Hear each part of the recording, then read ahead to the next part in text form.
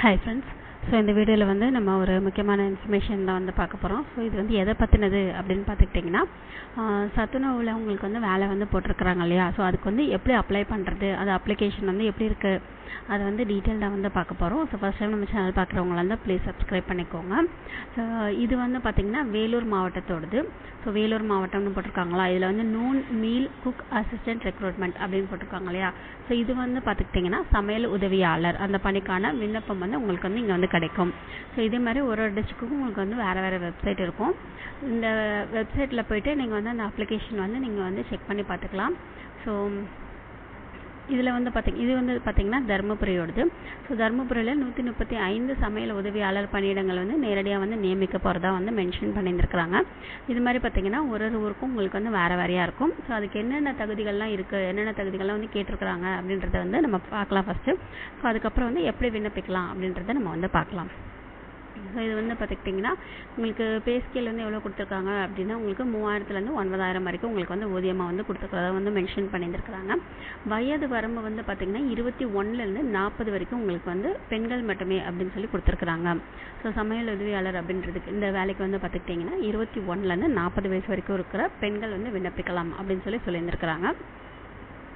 So அதுக்கடுத்து வந்து பார்த்துக்கிட்டிங்கன்னா இதுலேயே உங்களுக்கு வந்து ஏஜ் ரிலாக்ஸேஷன்லாம் வந்து கொடுத்துருக்குறாங்க. பழங்குடியின பெண்கள் வந்து 18 வயசுலேருந்து 40 வயசு வரைக்கும் சொல்லியிருக்காங்க.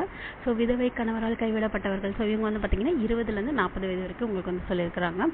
அதுக்கடுத்து வந்து பார்த்திங்கன்னா கல்வி தகுதி வந்து என்ன கேட்டிருக்காங்க அப்படின்னா 10வது தேர்ச்சி அல்லது தோல்வி அப்படின்னு சொல்லி போட்டிருக்கிறாங்க.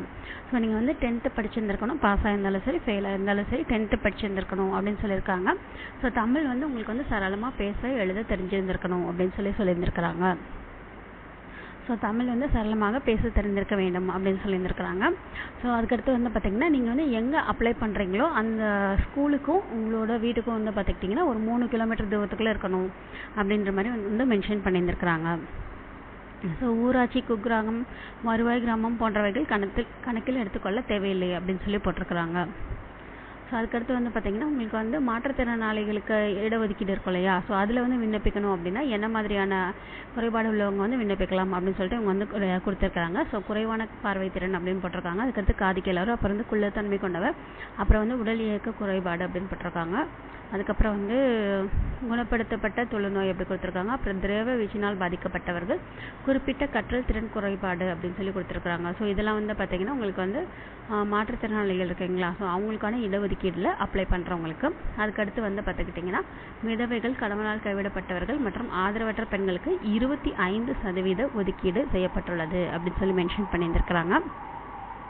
ஸோ அதுக்கடுத்து வந்து பார்த்துக்கிட்டிங்கன்னா இதுக்கு வந்து நீங்கள் எங்கே போய் அப்ளை பண்ணணும் அப்படின்னு பார்த்துக்கிட்டிங்கன்னா ஊராட்சி ஒன்றிய அலுவலகம் அப்படி இல்லைன்னா நகராட்சி அலுவலகத்தில் வந்து பார்த்துக்கிட்டிங்கன்னா வேலை நாட்கள் மற்றும் சனிக்கிழமைகளில் காலையில் 10 மணிலேருந்து மாலை 5:45 மணி வரையும் உங்களுக்கு வந்து சமர்ப்பிக்கணும் அப்படின்னு சொல்லியிருக்கிறாங்க. ஸோ நீங்கள் வந்து எங்கே அப்ளை பண்ண போகிறீங்களோ அங்கே எந்த ஊரில் அப்ளை பண்ண போகிறீங்களோ ஸோ அந்த ஊரோட ஊராட்சி ஒன்றிய அலுவலகம் அல்லது நகராட்சி அலுவலகத்தில் காலையிலேருந்து ஈவினிங் வரைக்கும் உங்களுக்கு வந்து காலையில் 10 மணிலேருந்து ஈவினிங் வந்து பார்த்திங்கன்னா உங்களுக்கு 5:45 மணி வரைக்கும் நீங்கள் வந்து அப்ளை பண்ணலாம் அப்படின்னு சொல்லியிருக்கிறாங்க.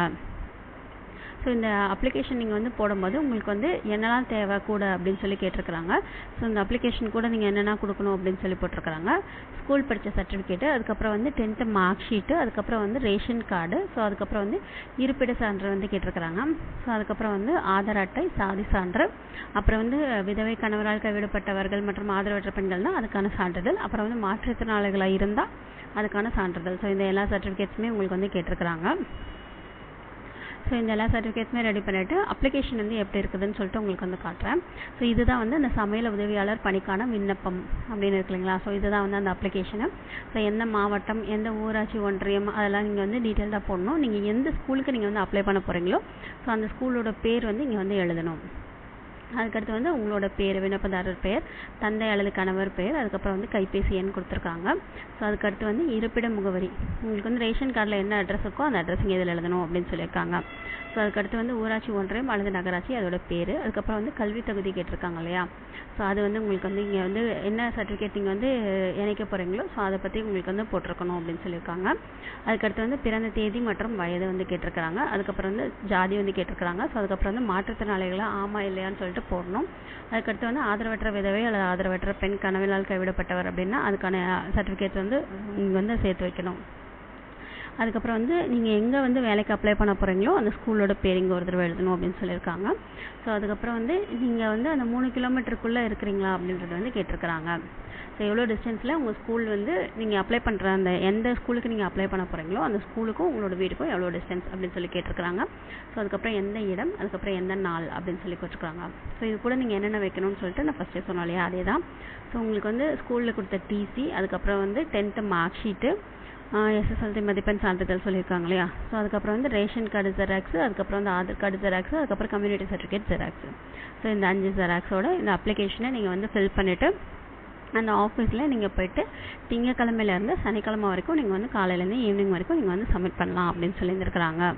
ஸோ இந்த வேலைக்கு வந்து யாரெல்லாம் அப்ளை பண்ணுறீங்களோ டிஸ்கிரிப்ஷன் பாக்ஸில் இந்த அப்ளிகேஷனுக்கான லிங்க் வச்சுருக்கேன். ஸோ இதை நீங்கள் வந்து எடுத்து டவுன்லோட் பண்ணி நீங்கள் வந்து யூஸ் பண்ணிக்கலாம். இந்த வீடியோ பிடிச்சதுனால லைக் பண்ணுங்கள், ஷேர் பண்ணுங்கள், சப்ஸ்கிரைப் பண்ணுங்கள். தேங்க்யூ.